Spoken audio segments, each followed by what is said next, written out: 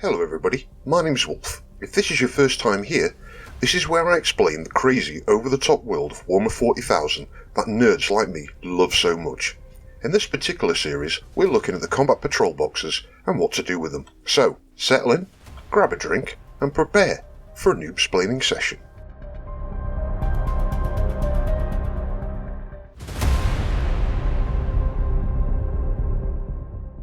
And welcome to this week's video. Today we're taking a look at the brand new Ork Combat Patrol. As always, it will be a brief recap of the lore, what's in the box and what to get next. First though, shameless plug, as I now have a new affiliate link from Firestorm Games.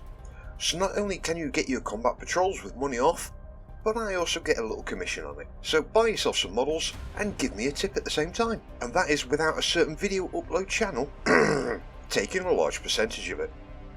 This week's shout out is for Nemesis and his waves of orcs all dressed in pink that still give me nightmares to this day. And if you want a shout out, just email me on the email address in the video description. Now the orcs have always had a bit of a shit deal in 40k, and let me explain why. So the orcs have always been badged as one of the main bad guys in 40k, which is kind of unfair in my opinion, as the orcs are not inherently evil. The Drukhari are by far evil twisted motherfuckers through choice, and the followers of Chaos mainly went down that path because they want to do bad things and get more power. The Necrons were initially painted as the bad guys, who just want their land back, but seem to be more, shall we say, neutral now, as they have recognised the dangers presented by the forces of Chaos and the Tyranids, and will happily work with Space Marines and Eldar and anybody else when it serves their purpose. And the Nids themselves, while showing a high level intelligence, are just there to feed and grow the swarm. Which brings us nicely back round to the Orks, who were genetically built by the Old Ones to fight literal star gods, and the more they fight, the more they not only grow bigger, but also multiply by releasing spores that grow into more Orks. This is because Orks are more plant-based than a humanoid, and as a result of this, they have less internal organs than most of the other races, making them unusually hard to kill. So how does this transfer to the tabletop? Quite simply by the Orks having by far the worst fucking infantry unit in the game, the good old Ork Boy squad. Seriously, these fuckers are more useless than tits on a flat fish. But up to, and including 9th edition, half your frickin' army had to have these useless bastards, making the Orks one of the original 3 swarm armies, with the guards and the Nids. You kill 20 Space Marines, that's probably 25% of your enemy's army gone. You kill 20 Ork Boys, you barely made a dent in the number, and that percentage of dead is not even in double figures in relation to your total army, probably closer to 6 or 7%.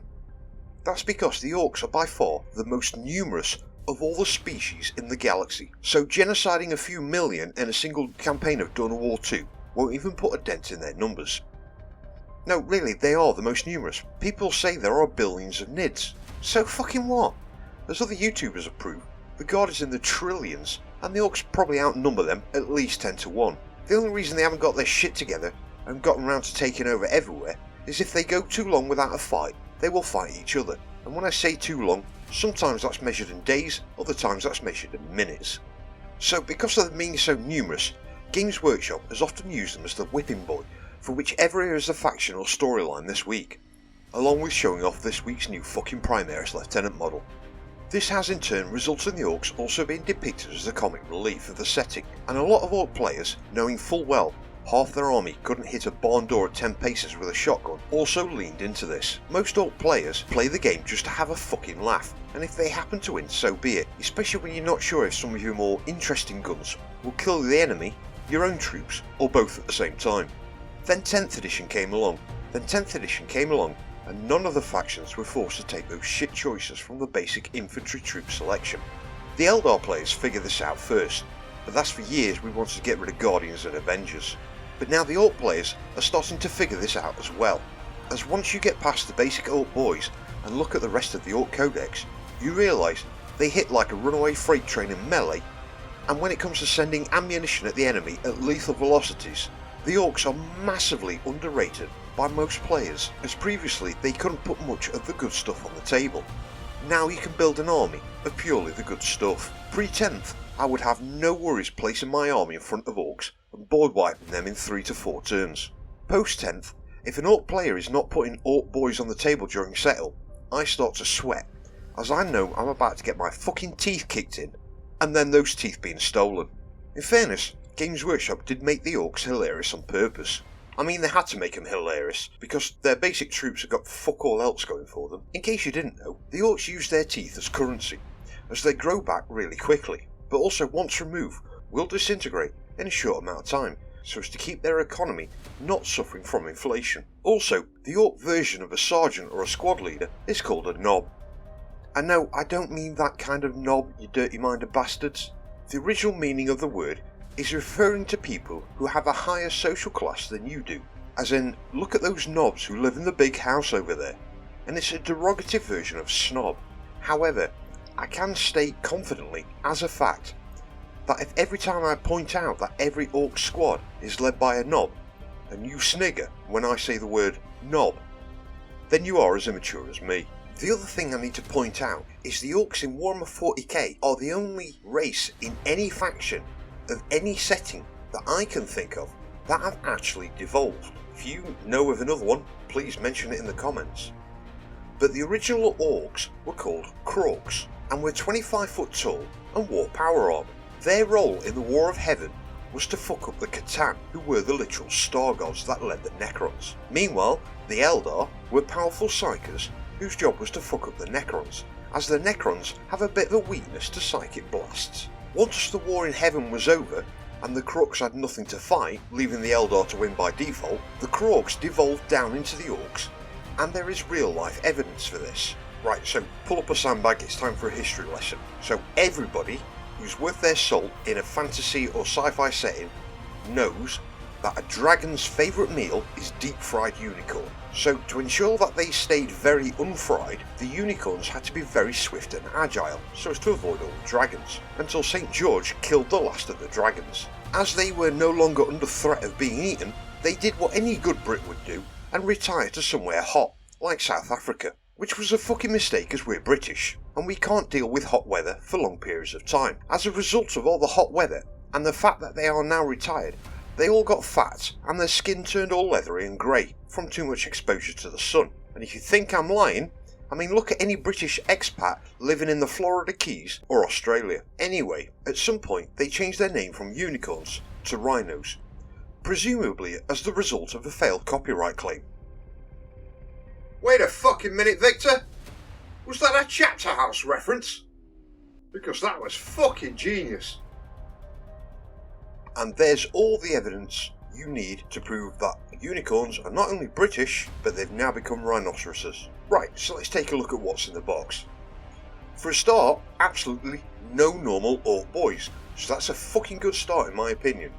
You do get one Beast Boss, 4 Squig Hog boys with a bomb squig, and 20 Beast Snagger boys.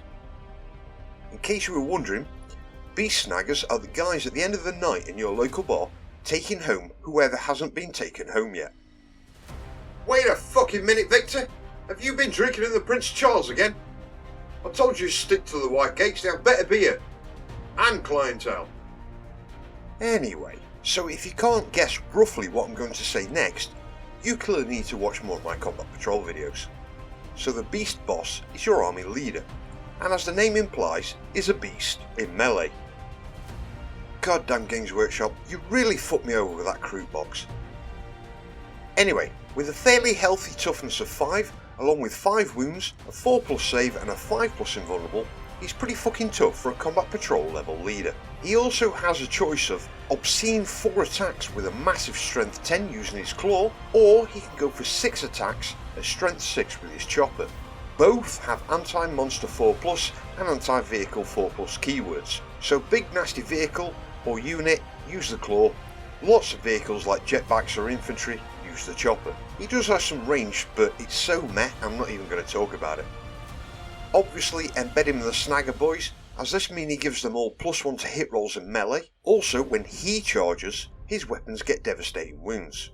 This guy is meant to take on vehicles and monster class units. Funny enough, so are the Beast Snaggers, so I'm going to move on to them. Beast Snaggers are only effective in melee, and if they charge, they will even give Space Marines a fucking good pasting. On top of that, they get to re-roll hit rolls when targeting vehicles or monsters, and with the Beast Boss, they will fuck up Dreadnoughts easily.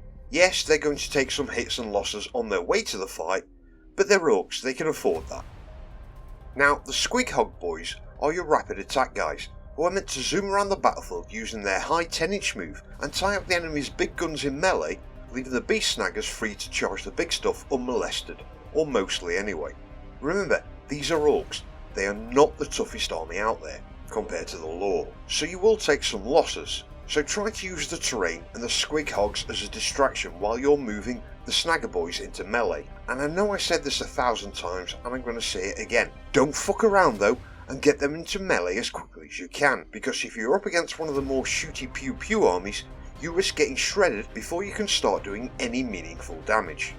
So it's apparent this is a melee based box that is very good at taking down vehicles and monster units, despite them not having any real good guns.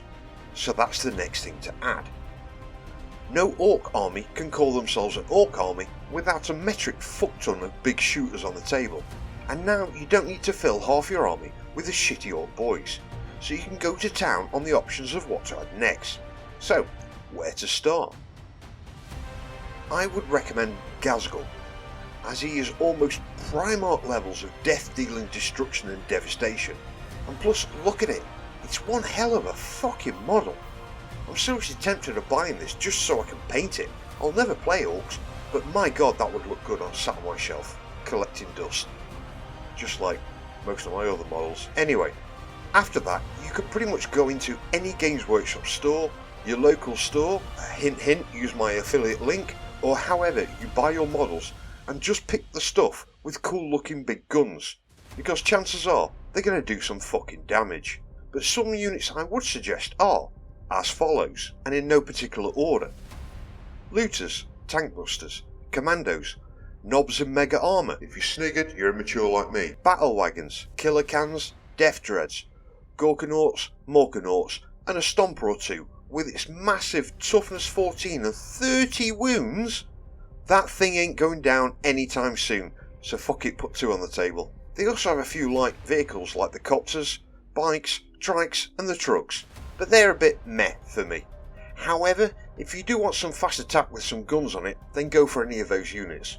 They do also have a lot of aircraft to choose from, and while very difficult to learn how to use them in 10th, they can cause a lot of damage, and once you master them, making strafing runs around the edges of the board, you can basically use aircraft to herd your enemy into a kill box just to avoid the aircraft's firepower, and then the rest of your units shred them apart. But mastering aircraft in 40k 10th edition is not the easiest thing out there. I mean, for those who haven't figured it out yet, I've been playing 40k a very, very long time, and when I read the rules for aircraft I was like, Jesus, these things can potentially be powerful, but can also easily get screwed up at the same time. Whatever you buy, just make sure you stay away from the basic orc boys, because if literally anyone buys basic orc boys, I will personally hunt you down and slap the stupid out of you until you wish you'd bought a Land Raider and cosplayed it as a battle wagon. Today, there's no reason at all why orcs cannot be a viable, powerful, even tournament winning army with the release of 10th, which is refreshing, as for years they mostly came in at the lower ranking. But then if you're buying a combat patrol to start playing, you're a long way off winning tournaments. Now don't take that as a negative, you're just getting into it. So bring your orcs to the table and have a fucking laugh. And don't forget to buy about 100 d6, as you'll feel like you're rolling that many dice every time your army shoots a 5. On the bright side, at least you don't have to paint 120 fucking boys anymore just to make up your minimum troop quota. So not only have they become a viable army, the actual cost of collecting an orc army these days has pretty much halved, bringing them in line with every other army. Yes, the guys that used to play orcs were considered flash gits with too much money and nothing better to do.